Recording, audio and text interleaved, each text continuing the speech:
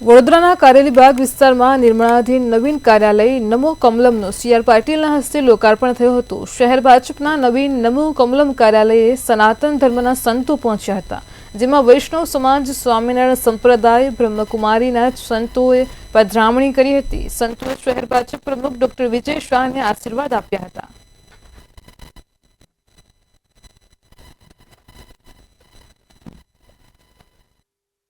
પાર્ટીના વડોદરાના પ્રધાન કાર્યાલયનું આજે મંગલ પ્રારંભ જ્યારે થઈ ચૂક્યું છે, એની સકલ કામગીરી માટે અને સુશાસનની સંપૂર્ણ કલાઓ અહીંયા સોળે કલાએ ખીલે એવી પ્રભુ પ્રાર્થનાઓ સાથે મારી ખૂબ ખૂબ શુભેચ્છાઓ છે।